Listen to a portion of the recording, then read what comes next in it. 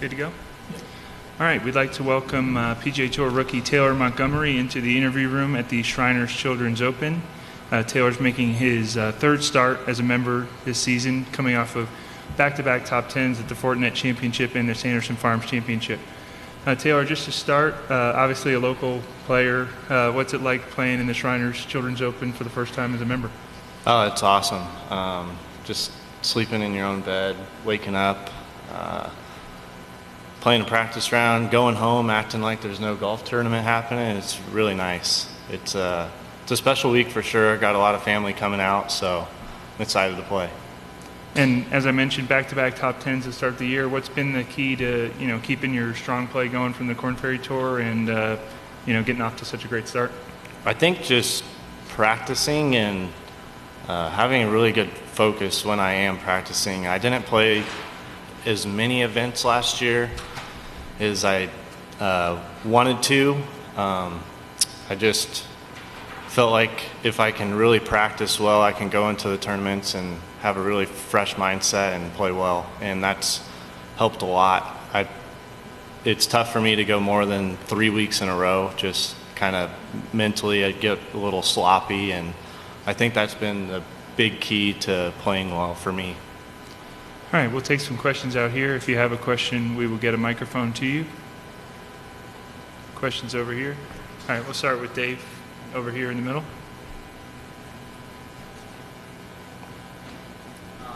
How pleased are you with the last two Sundays that you've had? Because I know you didn't play as well as Korn Ferry Tour on Sundays this past year, and these past two PGA Tour events, your Sunday scoring is definitely there, propelling yourself up from you. Yeah, I have a few buddies back in Arizona who have been giving me a lot of help for the way I played my Sunday. I just felt like I couldn't get anything going out on the Korn Ferry Tour.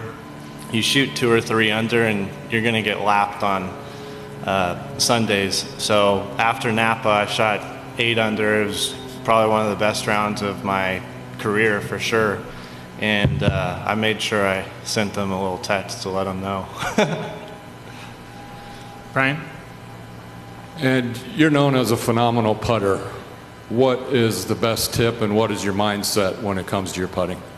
Well, I have a dad who's probably one of the worst putters, and he's really pushed that aspect of the game on me, and I've seen how much it affected him in his career in golf, and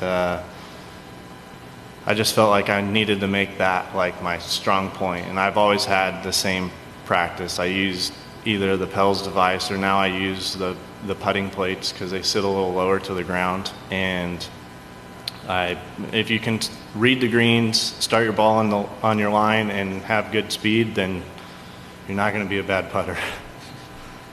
And I've heard you say that about your dad, and I understand his game's not great right now, but what is the strength of his game over the years that you've taken away a positive from his game? He's a really good iron player, very good, and he's getting older now, and his work ethic is slacking, that's for sure. Go back to Greg. Hey Taylor, we just had Harry in here, and he talked a lot about you.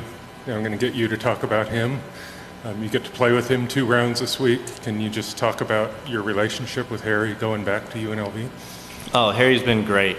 I feel like the guy gets 20 pounds heavier and grows 5 inches every year. I mean, when he first came in as a freshman, he's just a scrawny dude, and then now he's like a giant. And he's been a great friend of mine. We play golf at Shadow Creek all the time. It's cool seeing the way his game has developed. His short game and putting is unbelievable. It's fun to watch him, and I hope he does really well this year. Does it give you comfort to have first 2 rounds playing with someone who's a really good friend? Does that help? Oh, yeah, definitely. I mean, him and I, last year, he kicked my ass out here for the qualifier, and so it'll be fun playing with him. He's just a really good guy, and he's really smart with his game, and the future is very bright for him.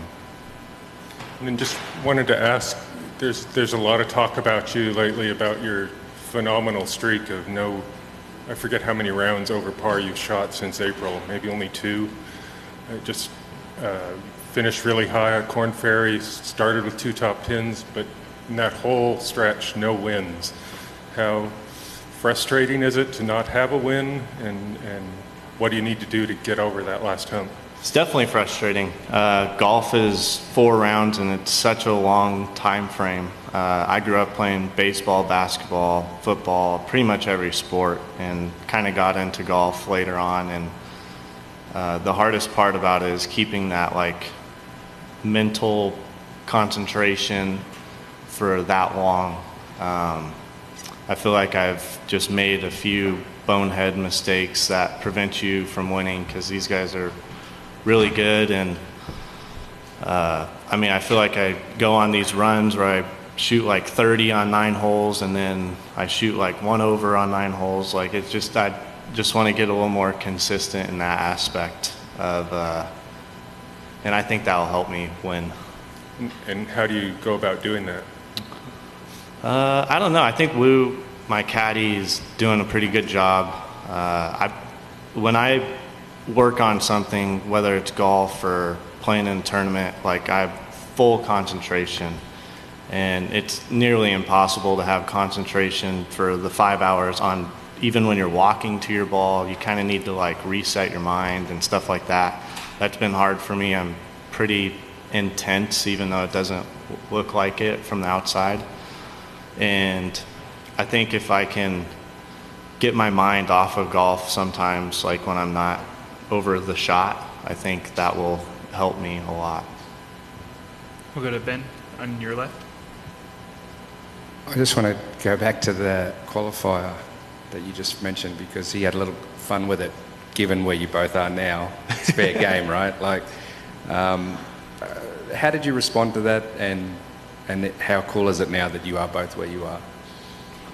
I wasn't playing as good as Harry, and at that time, for sure. And I mean, he got in, and we were actually tied on the last hole, and I thought I was one or 2 down.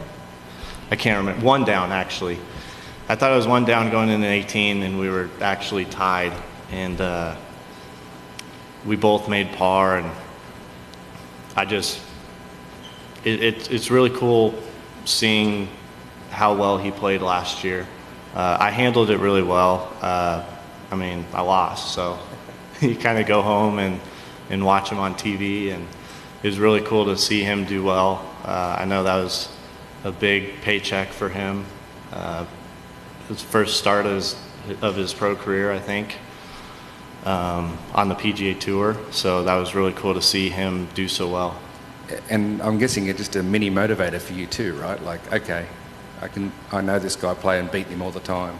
He's just finished 8th on tour. It's time for me to step it up and get where you've gotten. Yeah, definitely. But last year I struggled hitting an 8-iron on the center of the green, so that was kind of my main concern, is trying to figure out my iron game last year.